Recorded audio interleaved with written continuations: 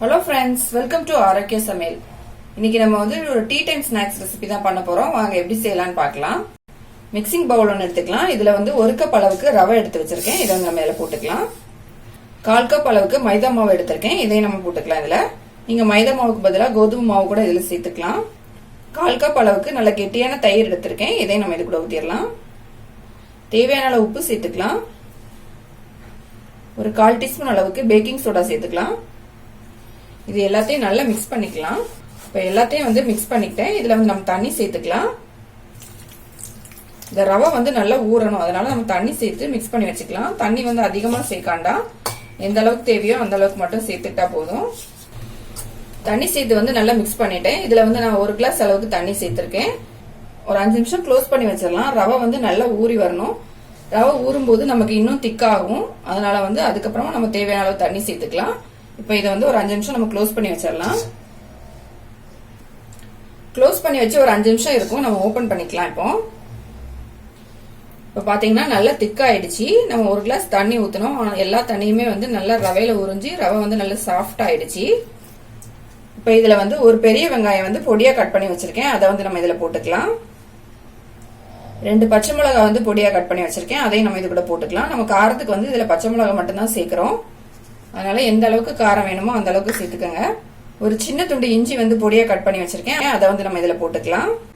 ஒரு 1/4 டீஸ்பூன் அளவுக்கு ஜீரகம் சேர்த்துக்கலாம். கருவேப்பிலையும் சேர்த்து நல்லா மிக்ஸ் பண்ணிக்கிட்டோம். மாவு பாத்தீங்கன்னா நமக்கு வந்து திக்கா இருக்கு. நமக்கு மாவு வந்து போண்டா போடுற அளவுக்கு தான் வேணும். அதனால வந்து கொஞ்சமா தண்ணி சேர்த்துக்கலாம். அதிகமா தண்ணி சேர்க்காண்டா, கொஞ்சமா தண்ணி சேர்த்துட்டு நம்ம நல்லா மிக்ஸ் பண்ணிக்கலாம். மாவு வந்து நம்ம கையில எடுத்து போடுற அளவுக்கு இருக்கணும். அந்த அளவுக்கு வந்து நம்ம தண்ணி சேர்த்து மிக்ஸ் பண்ணா போதும். நம்ம உப்பு வந்து இதுல ஃபர்ஸ்டே சேர்த்திருக்கோம். அதனால உப்பு மட்டும் செக் பண்ணிட்டு இதுல நம்ம சேர்த்துக்கலாம். இப்போ உப்பு வந்து எனக்கு கரெக்டா இருக்கு. நான் உப்பு எதுவும் சேர்க்கல. நீங்க செக் பண்ணிட்டு உப்பு மட்டும் சேர்த்துக்கங்க. ஸ்டவ் ஆன் பண்ணிட்டு கடாயில வந்து எண்ணெய் ஊத்தி வச்சிருக்கேன். எண்ணெய் வந்து நல்லா சூடாயிடுச்சு. சூடான பிறகு நம்ம ரெடி பண்ணி வச்சிருந்த மாவு வந்து கொஞ்சம் கொஞ்சமா எடுத்து இதுல போண்டா மாதிரி போட்டுக்கலாம். தண்ணி வந்து அதிகமா சேர்த்துக்காதீங்க, இல்லைன்னா எண்ணெய் கொஞ்சம் அதிகமா குடிக்கும். இப்ப தண்ணி அதிகமா இருக்க மாதிரி இருந்துச்சுன்னா நீங்க கூட வந்து மைதா மாவு இல்ல கோதுமை மாவு ஏதாவது சேர்த்துக்கோங்க.